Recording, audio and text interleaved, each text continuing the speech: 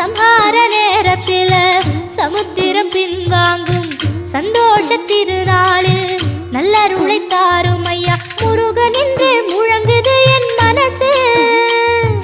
கடலை போல உன் கருணை பெருசு. உப்பு காத்து ஊத காத்து சுத்தும் கடலு கரைய பார்த்து சத்தியமா கோயில் கொண்ட சுப்பையா. எங்க குப்பத்துக்கு குலவிளக்கு நீ ஐயா. திருச்செந்தூர் ஆண்டவனே வேல் முருகா, தினம் உனக்கு நன்றி சொல்வோம் மால் மருகா. திருவடியில் தவம் இருப்போம் திருமுருகா. தீர்ப்பெழுதி